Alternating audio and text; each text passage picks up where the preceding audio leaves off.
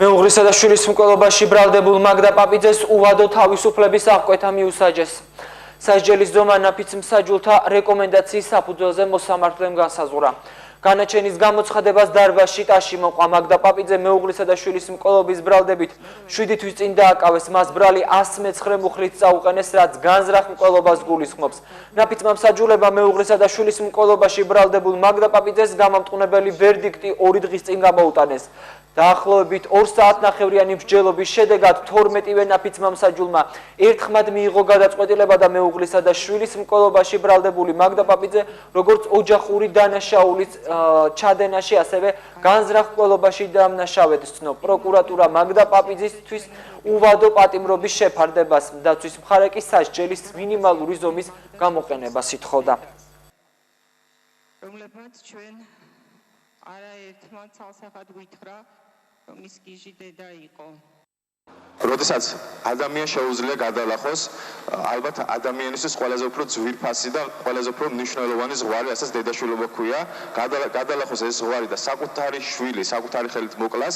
ამის შემდეგ ამ პიროვნების შესახებ და მისი საზოგადოებისთვის საშიშროების შესახებ ალბათ ბევრი საუბარიც არღის.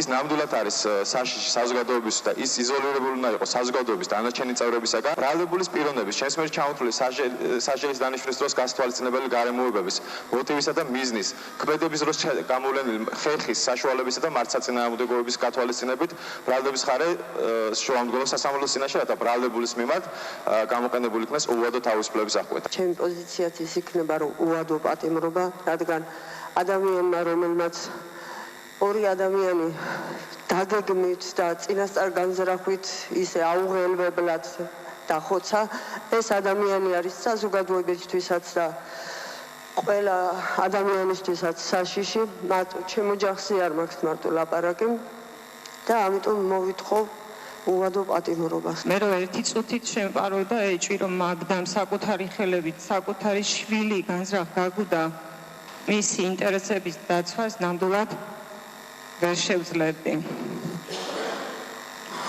თუმცა კიდევ ამბობ, დღეს ჩვენ სხვა გზა არ გვაქვს, უნდა ვიმსჯელოთ მხოლოდ სასჯელზე და მე ვთხოვ უბრალოდ სასამართლოს გაითვალისწინოს, გაიზიაროს იმ მოწმეთა პოზიციები და ჩვენებები, რომლებიც როგორ ახასიათებდნენ მაგდას როგორც დედას. ადამიანი აღმოჩნდები დღევანდელ საქართველოში საკუთარი ხელით ნაშენების, საკუთარი ხელით დამანგრეველი, ასფიქსიის მცნების განმახორციელებელი, საკუთარი მეუღლის სისხლად დაცლის მიზეზი და ამ ყველაფერს მოტივად მიუწერენ თვენახევრის ურთიერთობას ბერძენიშვილის სახით. მე ხმამაღლა განვაცხადე ჩემი დაკითხვის დღეს, ბოლოს უკვე ჩემს სიტყვაში, რომ მე ვარ მზად დენის კამისთვის, მე ვარ მზად ერმა მომიშვიროს ტყვია, მე არ მაქვს პრეტენზია არც სიცოცხლისა, არც უვადო პატიმრობის, არაფრის ღმერთმა იცის ან სიცოცხლე რისთვის მინდა და ან სიკვდილი. გააკეთოს ეს სახელმწიფომ ჩემთვის.